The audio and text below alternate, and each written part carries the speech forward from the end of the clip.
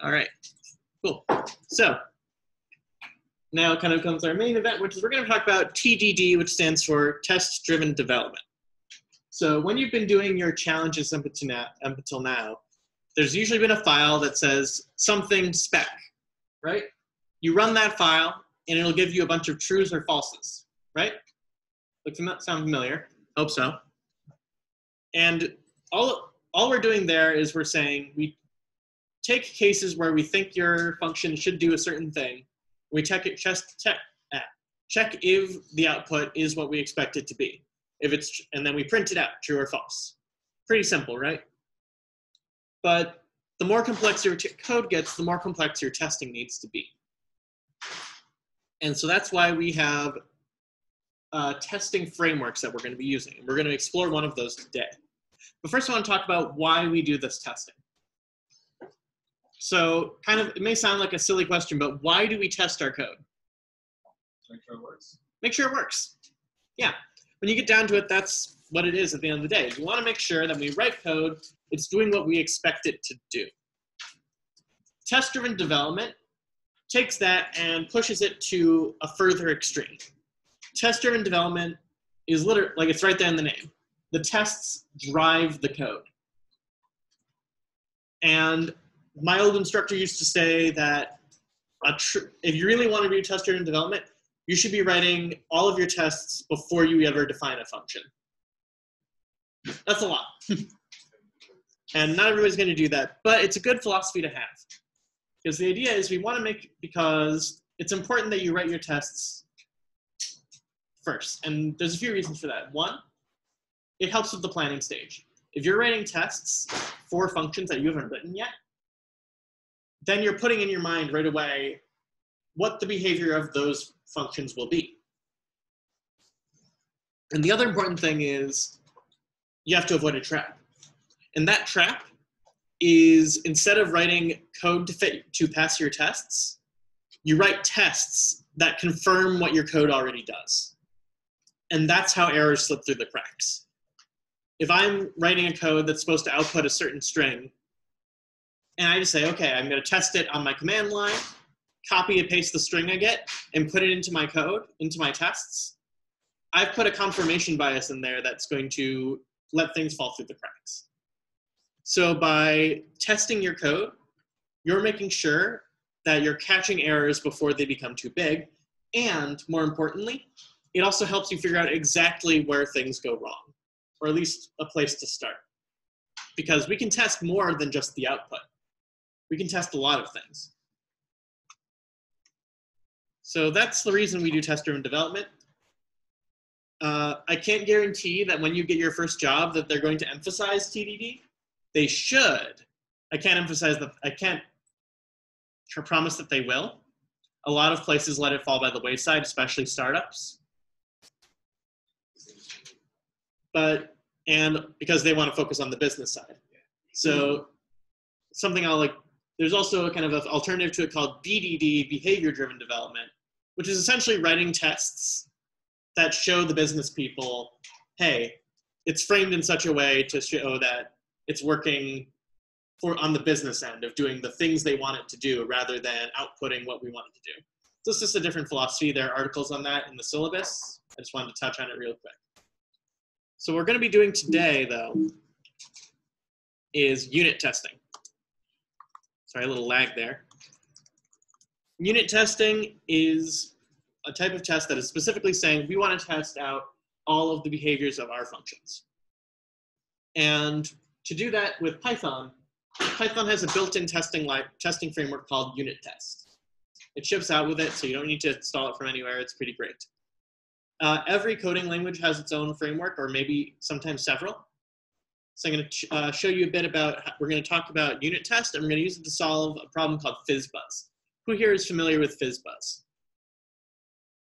Yeah, raise your hand if you've heard of it. Raise your hand if you've solved it. That's cool. So Fizz. This was one of the challenges we had, wasn't it? Yeah. For applying? Yeah. Was it? Yeah, it was kind of, yeah. Or Buzz Fizz or whatever. It was the same. Yeah. Yeah. So Fizzbuzz is a classic technical coding question. so classic that they've stopped using it because everyone's done it now. So we're gonna do it. We're gonna do it together today. We're just gonna do it in a tester and developer way.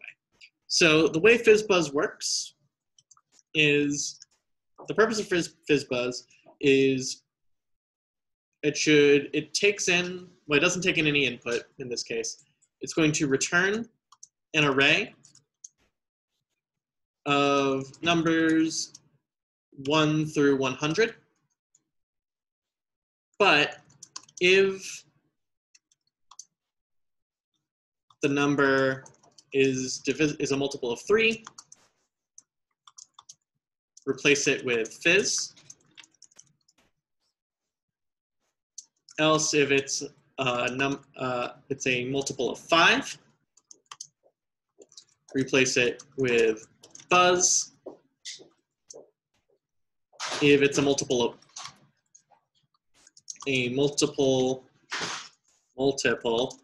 both, place it with Fizzbuzz. So I'm gonna copy down kind of the expected output. So if we're doing our job right, we should get this: 1, 2, fizz, 4, buzz, fizz, 7, 8, fizz, buzz, 11, fizz, 13, 14, Fizzbuzz, and so on and so forth.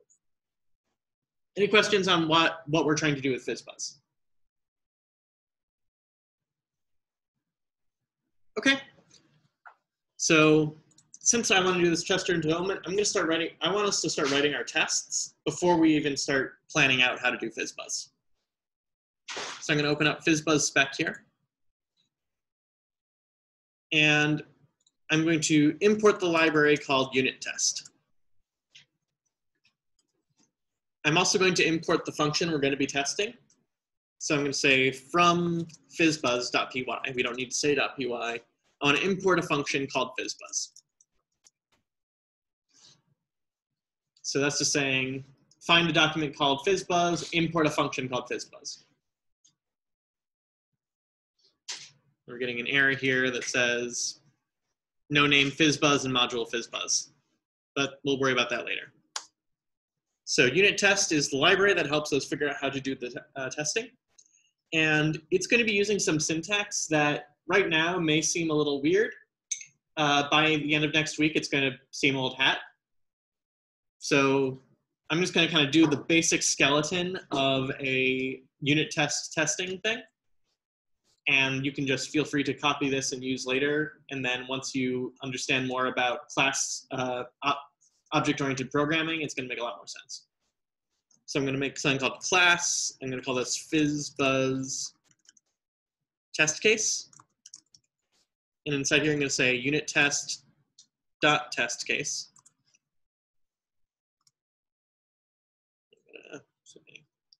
Okay, tests for fizzbuzz.py.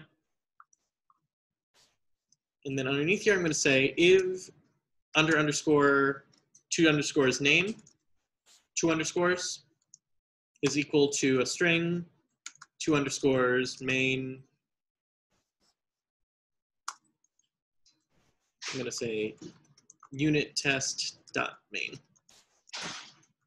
So this thing right here, the double underscore thing, that's something that Python does to allow you to interact with reserved functions, like things called name. It's got double underscores, so we call it dunder notation. So we can call it, sometimes you could hear say like dunder name equals dunder main. So invalid syntax. Yeah, so I don't want to get too deep into this just because it's a little off topic, but when you import or export some code, when you import code, it runs immediately, and it'll have something called name attached to it. And these 2 lines say is essentially this prevents it. What this line does, it says run unit test.main, which is what actually causes the tests to run, but only do that if we are running fizzbuzz spec.py specifically from the command line. So This is also, again, one of those things that's going to make more sense as we go forward. For now, this is just how we activate the test. Unit test.name. All right, so we have a class called Fizzbuzz test case, and we're going to make some functions within it, and each of those functions is going to represent a test. So I'm going to make one. I'm going to call this one. Well, before we write a test, let's think about Fizzbuzz. Take a look at a README here. So what do we know about the output of Fizzbuzz? True or false? True or false? It's a Boolean, right? Not quite, no. This is the expected output of Fizzbuzz right here. It's going to be right. 3 has to be fixed. Sorry, a list. Yeah. So it has to be, so yeah, the output needs to be a list. One of those things, the third thing in that list is going to be fizz. Fifth thing buzz, so on and so forth. What else do we know about this array? It goes from 1 to 100. Yep, so we know its length. So those are some things we can test. Let's check. Okay, we know certain things need to be true in order for this to be a valid answer. So I'm going to say, first let's test if it's an array. So I'm going to say def, I'm going to say test returns an array. It's going to take self as an argument, which is another object-oriented thing. And I'm going to have this thing called self use a method called assert equal. Assert equal is a unit test method. And actually, while I'm typing it out, if I do just go to assert, my handy dandy linter here is showing me all of these other methods I can do. So it actually has a lot of different methods for checking things, like assert greater, assert in, assert is, not. So all of these things are things that we can test when we're looking for unit testing. But the most kind of one we're going to use the most commonly is assert equal, which is just saying, I expect one thing to equal another. And it's going to tell us which one it is. So I'm going to say assert equal, and assert equal takes 2 arguments, one thing and the other. So it's very similar to when we say this equals this. It just gives us more information. So in this case, I want to expect the type of the return value of Fizzbuzz. I expect that to equal a list.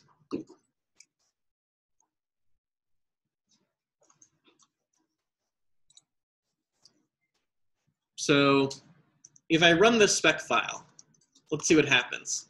Fizzbuzz spec.py. Can I import name Fizzbuzz from Fizzbuzz? So we have an import error right away that prevents us from actually running the test. So let's fix that real quick. So fizzbuzz.py. Let's actually split the view. So we can see both of them.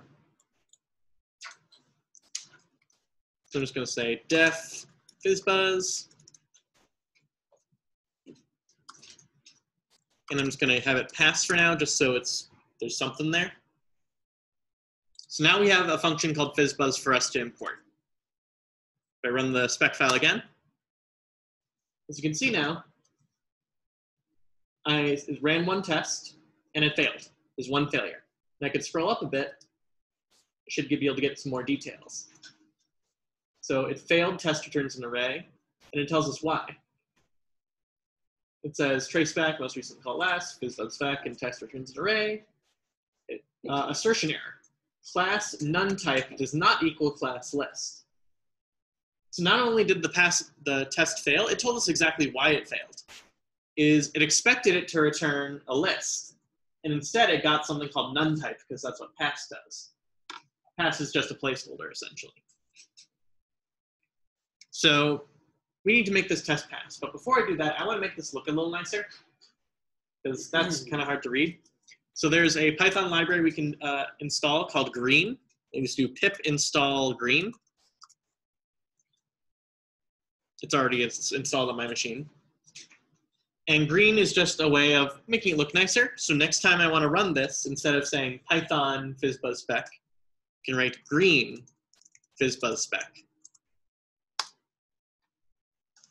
So now we've got this red thing here, failed. and red F's here. Let's just make, colors it a bit, makes it a little easier. And so most testing frameworks kind of have the red and green built in, and sometimes yellow, red, green, yellow notation. The goal we want is we want to turn all of these reds into greens. And to do that, we can do a philosophy sometimes called shameless green. So before I write more tests, I'm going to kind of do a thing. I just want this test to pass. I don't care how it does. It says it got none type and it wants a list. Fine, we can test that test easily, right?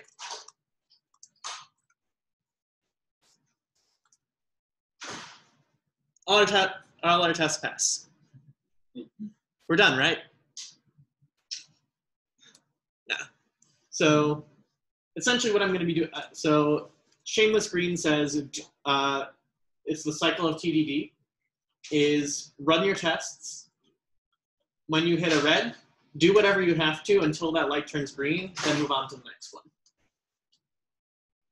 So in this case, all I've tested is to make sure it returns a list, and I've done so, and therefore all my tests pass. So I'm going to write some more tests now. We're going to write them together to make sure that there's no way to weasel out of it. We actually need to solve the problem in order to get that done. Before I move on, any questions about what we've covered so far, TDD and unit test? What is that pip install green? That's just to make the in the terminal. Yeah. So pip install green. Yeah, you type that in the terminal, and then once you use the green command to run it, it'll automatically color everything so that you have green meaning the test passes, red meaning fails. So instead of running before we run Python 3, we just run green. Yep. So that's what that library does. So it's like it still works without it. Green just makes it a little easier to read, and you get that nice little flush of serotonin every time the light turns green. Okay, so we said that in addition to returning a list, that list had to be of a certain length and it had to have certain things in it, right? So let's make some more tests. So if I say def test returns 100 length array.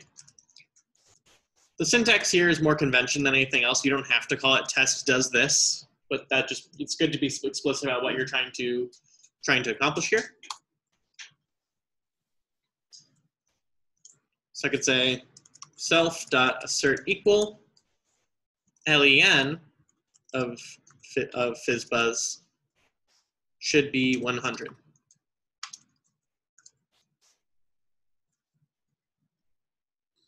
Also, if you're ever worried about like this is a little harder to read because of all these parentheses, you could also do something like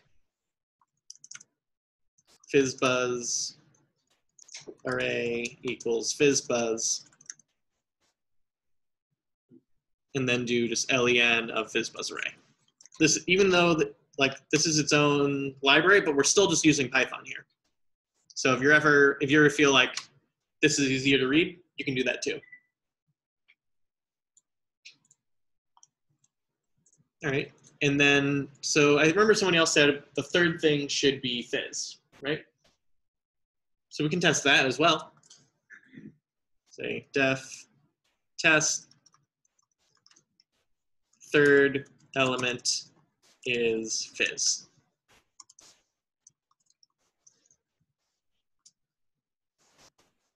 Self.assert equal. Don't think there's another one that makes more sense here in this case.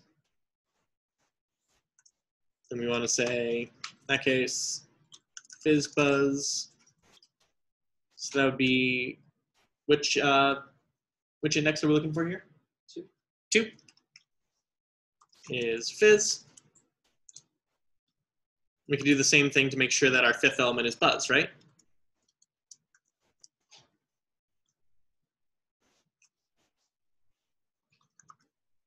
Element is buzz. So all these tests are doing are just saying, I want to check, is this thing equal to that other thing? Whoops. There we go. In this case, that'll be 4 and buzz.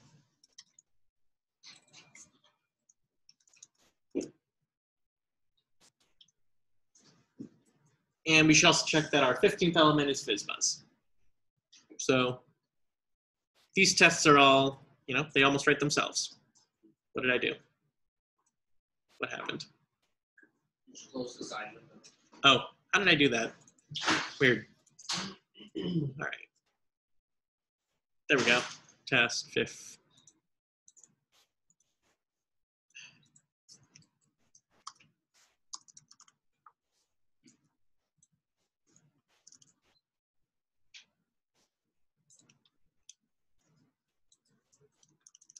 All right, so that's a good number of tests. So I can run green fizzbuzz spec.py. And as you can see, I've got, interesting, I've got 1 pass, 1 failure, and 3 errors. So we should probably take a look at all of these and figure out what's going on, one by one. It actually even tells us what it was. So error. So we had error. In fizzbuzz spec, fizzbuzz test.qa, test 15th element is fizzbuzz. So that's one other reason that we like these testing things is it does tell us exactly, okay, here's where it broke down. It's not just saying, oh, the thing wasn't what I expected. It's saying, here's the test that broke. In this case, we have self data store equal, fizzbuzz 14, fizzbuzz index error, list index out of range. So we tried to get thing 14 from our list, but our list only has nothing in it, so it couldn't do that. And that's probably what happened with the 3rd and 5th elements as well. That's why they're errors and not failures. It tried to do it and broke, and therefore it's an error rather than a failure. But our other failure is test returns 100 length array. Assertion error, 0 does not equal 100. Okay, so let's get that. That's something we can fix. That's not an error. That's something we can do, right? So I could do something like this. Fill it with none times 100. There we go, 2 passes. We have an array of length 100. It is an array, that's 2 passes. But now we have 3 failures, which aren't errors, which means that it is running the way we want it. It's supposed to, but nothing's happening. So we say test 3rd element is fizz. List index out of range. Okay, fine. Let's shake this up a little bit. So array equals none times 100, but array 2 is now equal to fizz. Shameless, so it's shameless green. I just wanted to pass. Oh, what did I do wrong? Oh, I didn't return anything. Let's clear that and then try again. There we go, 3 passes, 2 failures. If I look at my failure, 5th element is buzz. All right, we can fix that.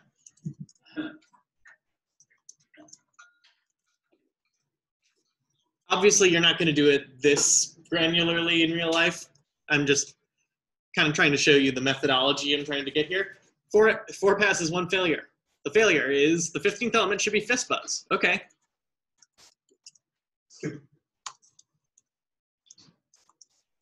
So you can see there's some kind of, so as you can see, there's a problem with my methodology, right? This is why understanding your tests are important. As far as my computer is concerned right now, this is a fully tested function that's passing everything. If I don't tell anybody that this isn't what's wrong, this may go a while without being caught. And then I'll lose my job for doing something so stupidly. So we need some kind of ironclad thing that says, okay, there's no way around this. It has to be this way. Good thing about Fizzbuzz is the output is always going to be the same, right? So let's do it like this. Here's my expected output. I can even save that to a variable. I could say, even put that like right here. Or actually, I don't think I could put it there. So if I say def test output is Fizzbuzz.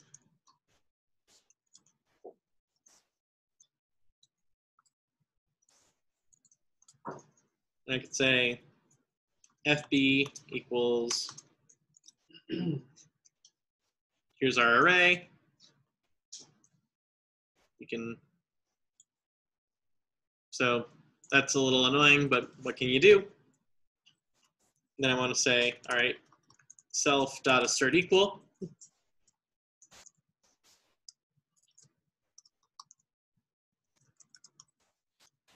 Fizzbuzz and FB. So no getting around this one. Oh, it had one failure. So it expected these two elements, these two lists to be the same. And it actually tells us where the first differing element is. At line 0, it got none, expected 1. So now we have no choice but to actually solve the problem. And we can also just say return this array, but let's pretend we can't do that. Can you make the, in the test case, in the spec, could you make the array random generated so that in a way you cannot cheat on the function? And so one thing we could do is have Fizzbuzz, instead of automatically doing the first 100, take an input. So if the user doesn't, if the programmer doesn't know what the input is going to be tested against. So yeah, we can do that. So we can change this up a bit to make sure that it's doing that. So let's say it takes a number as an argument. We'll have to change all of our tests to reflect that. So I'm just going to find all my Fizzbuzzes. Ah, dang. All the Fizzbuzzes with a parentheses after it. There we go. And these are all gonna take 100 as an argument, but you never know what it'll be. So make sure my tests still work the way I think they will. Yep, all those tests still pass. But now I could change those, as like, if I'm the developer who's in charge of the tests, I can change those numbers so you can't just hard code in the array. That's good thinking. All right, so now Fizzbuzz, instead of doing the first 100, is gonna do every number and fizz and buzz and Fizzbuzz between 1 and the number we give it. Okay, so let's actually do this. So what's our first step? I'm sorry?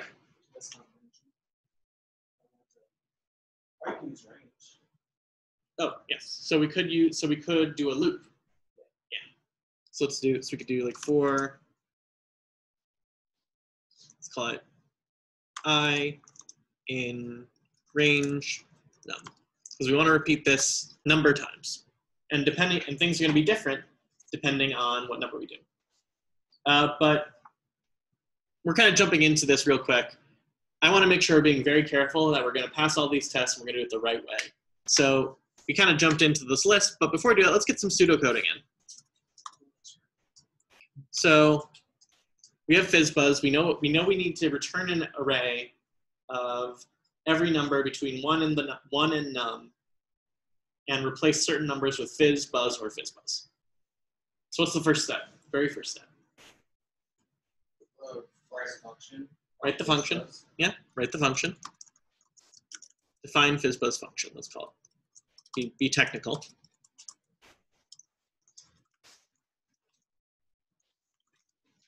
Capitalize that. Okay, we define the function. And it takes num as argument. And what?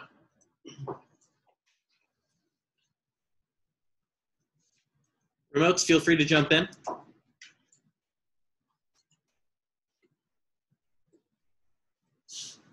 You have to generate an array.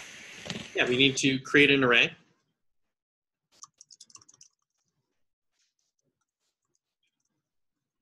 I just want to check something. I just got paranoid about whether or not I'm recording. Yeah, it says recording. You are. Okay, thank you. See, anxiety, what did I tell you? Okay, all right, we defined an empty array, create an empty array. So the array length has to be up to whatever the num is. Yep, so we can define the array's length now if we want. of length num. All right, then what? A quick question. Since the Fizzbuzz back file is written by the people who test, and it's not going to change anyways, is there any advantage to using the tuple instead of an array? So returning a tuple instead of an array? Yeah, is there any advantage to that? I mean, what's the point of having tuples in Python if you don't use them? I don't know if there's an advantage to it in this case. Like, I would use an array just because arrays are they're simpler. Okay. Because if our return array was a tuple instead, we couldn't say append something to it. We'd have to say like tuple plus equals other tuple. So for ease of use, lists and arrays are usually better. Good question though. All right, so we have our function, we have an array of length num. What next? Append the array with the numbers. I'm sorry? You could append the array with the numbers if you want. Mm-hmm. Yeah, so I could make an array of all the numbers. So like fill array with range of num. So in that case, because that's what the range function does, is it creates an array of every number between, in that case, 0 and the number.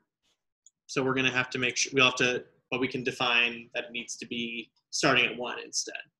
That's not a problem. All right, so we'll have all of our numbers in an array. Then what?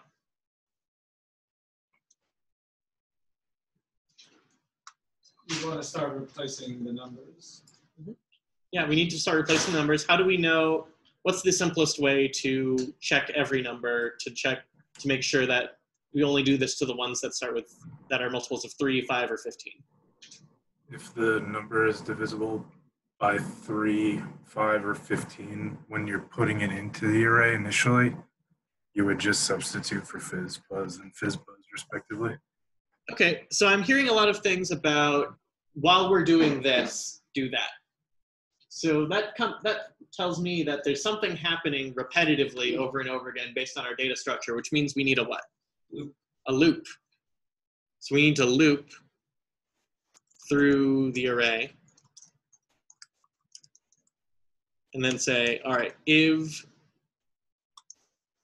current num is a multiple of 3, replace with fizz.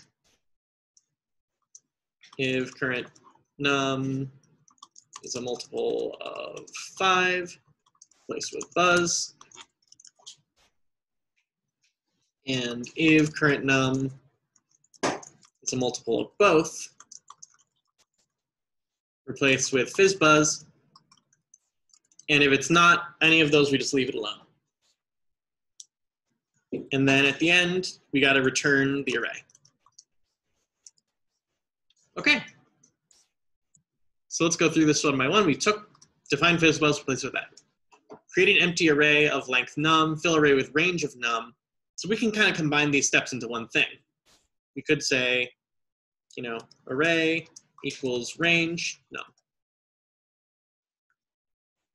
But we want to make sure it starts at 1 and goes up and includes the number. So if we want 100, we want 1 through 100, not 0 through 99. So to do that, we can say range starting at 1, going to num, plus 1, and going up by 1. So the difference between that, so this version of the range thing just says, by default, it'll start at 0 and not include the argument. And what we're saying here is start at 1 and go up to, but not include the one above the number. So I guess 1 through 100 instead of 0 through 99. Actually, I don't think we can probably just take out this last one as well. I think it'll know that it's stepping up by 1 by default. And if we want to, we can print out this array just to make sure it works. And if I run my tests, it captured, stand out, range 1 through 101. Okay, so it didn't actually print out the array. That's okay. So let's try. Is it because you ran the spec file and not the actual function? Yeah, I think so. So I'm actually honestly kind of surprised. I guess this is something of either unit test or green or both that says, okay, if you try to print something, it'll capture it and not print the entire thing. Because if I ran this, like if I ran this directly, I should be able to see Fizzbuzz 10. If I run the Fizzbuzz file directly, I should be able to see. Huh. Do you have to put list in front of it, in front of the range? Or so normally what I would do is like the X for X in range. Yeah, in the list comprehension. Yeah, so like, there we go. Converted to a list. That was what was missing. Thank you. Okay. And remember, in true test-driven development, we don't want to be running the code like this because we want to make sure that we're passing the tests, not that we're making the tests match the output. All right, so now we have an array. Now you need to loop through that array. So we say for number in array. All right, so now what? Mhm. Yep. So if number Modulus 3, right? equals 0, so if it's evenly divisible by 0, we want to replace this in the array with that. All right, so I would actually put that sign as like an and do the first one as divide by 3 and by 2 and replace by 15 first. That way, if the case fails, then it goes down to 3 and then to 2. good catch. So if we did if number is divisible by 3, and then else if divisible by 5, else if divisible by 15, or do it 3 and 5, either way, what would happen is it would reach if number is divisible by 3 and just replace it with fizz and then stop before it ever got to if it's divisible by both. So that's why we covered control flow earlier.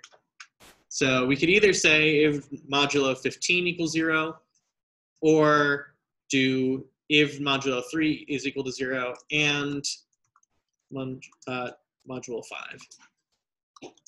It comes out to the same thing. And you may notice that in JavaScript, to the and, we use the double ampersand. In Python, we could just write the word and, which is a lot nicer. I'm going to change this one to modulo 15 just because that's more compact and says the exact same thing. All right, so if it's divisible by 15, we got to replace that in the array with Fizzbuzz, right? So how do we do that here?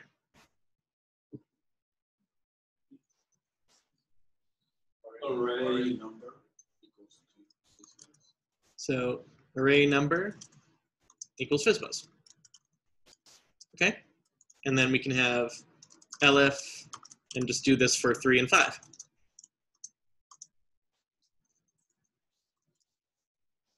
Number equals fizz.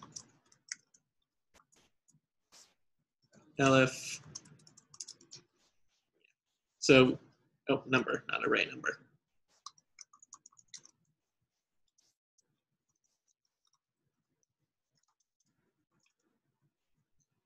Zero. There. On line 3, Mhm. on line 3, number is the value of the array, right? Not the index. That's a good question. Should we be using number equals? So just directly accessing the reference. That's a good question because I'm not entirely sure what's going to happen. So this is something this bears looking into. So, and that's the cool thing on test-driven development is we can do it this way. If it breaks, we'll see how it breaks. So we'll try it this way for now, and if that doesn't work, we'll figure out exactly what goes wrong.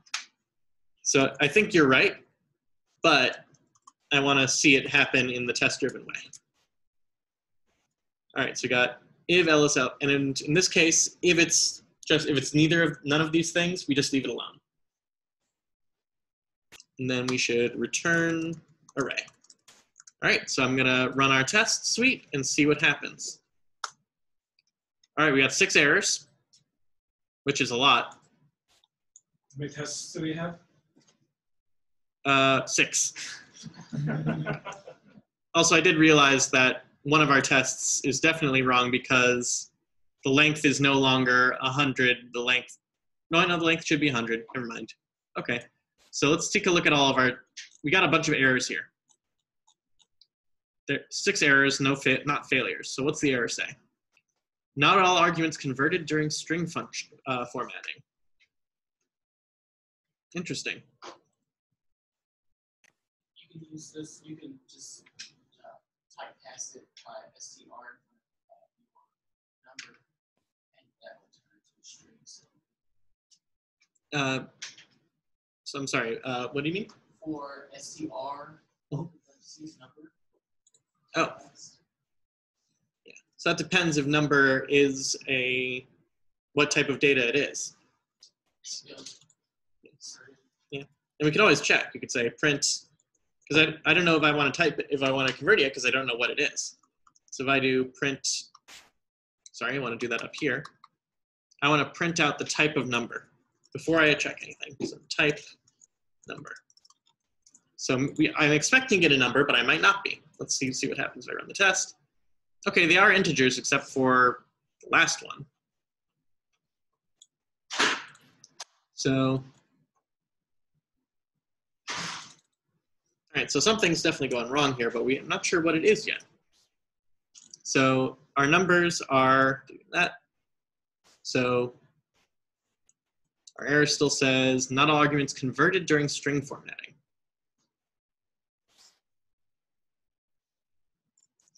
And it tells us exactly where it went wrong. File in Fizzbuzz line 5, in Fizzbuzz if number modulo 15 equals 0. So when it tried to do this, something went wrong. It says not all arguments converted during string formatting. I think I may have an idea. Well, actually, I'm not sure. Honestly, I'm a little bit flummoxed right now, and I'd appreciate some feedback on this because I'm missing something, and I'm not entirely sure what it is yet. The capitalization of fizz and buzz, the F and the B. Where? So one of your tests over in the test, we're testing for I think it's in the last one. All of them are, the F and the B's are capitalized. That's a good point. So that is something we should definitely fix. You're right. I don't know that that's going to fix this particular problem, but that is something that is a good catch, because our error, if we look at it, is saying the reason we're getting errors and not failures is when we run the Fizzbuzz function, something's breaking. And that's happening on line 5. Something to do with, so I know that it's something about string formatting here. And we're saying we're trying to get the modulo of number divided by 15 and get the remainder and see what goes in 0. It might be because when you're for number in array, it's taking the element of the array, not the index of the array. So you're passing all of the numbers. So since it's going up to 100, you have an index that you're using that exceeds the array. Yeah, that could be it. I'm gonna. So rather than using in an array, you would have to do the range to get just indices. Yeah, so we could do range len of the array. Yeah. So I think you have to do 0, comma, then len array. But you have to specify where it starts. I think it defaults to 0. By default, Does it 0. automatically goes to 0? Oh, okay, cool.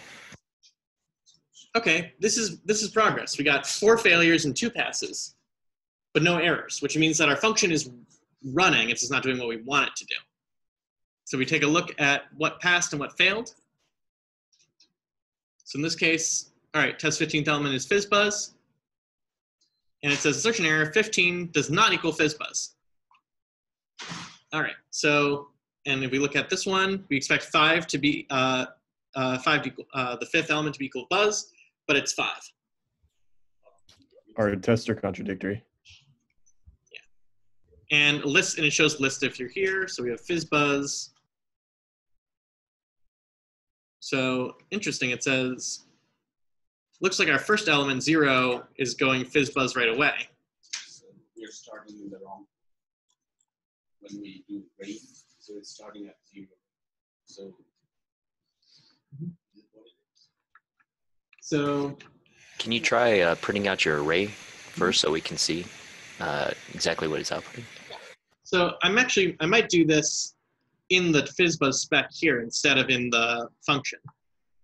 So I might just do it just for this one. If I do print Fizzbuzz, if I just do this with 5. So just get a, all right, so here's the captured output. So 1 got replaced with Fizzbuzz, then 2, 3, Fizz. Something's going wrong here. So I think part of our problem is that we have a misleadingly named variable. Because now that we're going range len array for this, that's the index. So let's rename all these numbers index. And in this case, we're not checking if the index is divisible by 15. We want to check if the array at that point in the index is.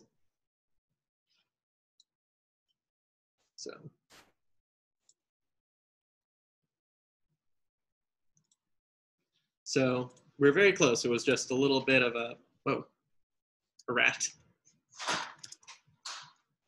There we go.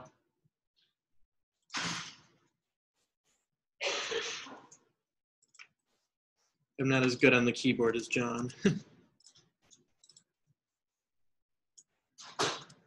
There we go. So now we're saying if the array thing at index is doing that, then replace it with that. So now we're saying index is this. All right, let's run it again. We're getting closer. Well, in this case, we have a difference between fizz and fizz. So this is the capitalization problem. So fizz, buzz, and capital F fizz buzz. Let's see if that fixes the problem. Okay, 6 passes, no failures. And now we have a working Fizzbuzz solution. So kind of want to go over kind of what we did. So this may seem at the moment a little bit counterintuitive. We did a lot of extra work just to get to this point, right? Like it's okay to admit that, it's true. But the reason we're teaching you this now is the more your code scales, the more likely it is things can go wrong, and the more moving parts your projects will be made of.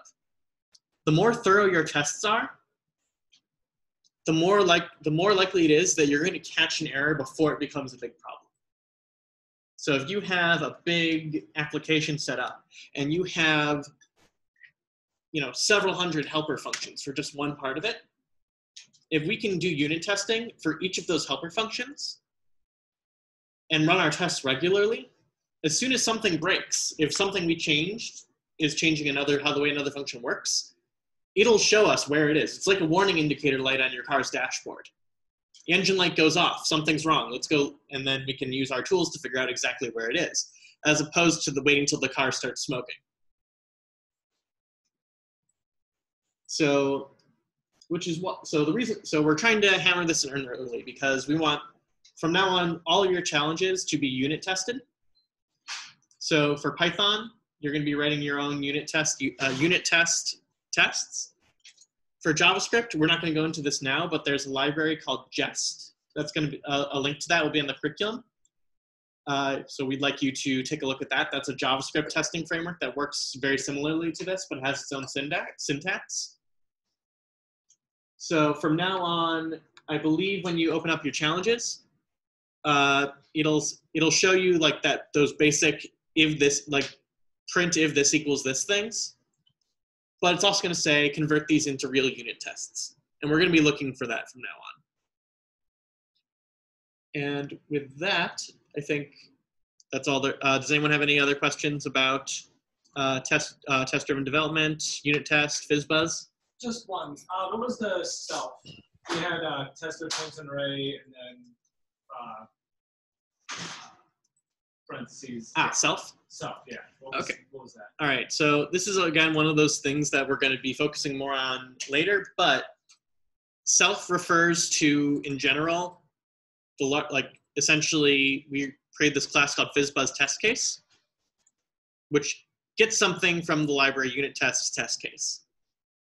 And so pretty much we're just saying self refers to this line right here, and we're telling it to use its function called assert equal.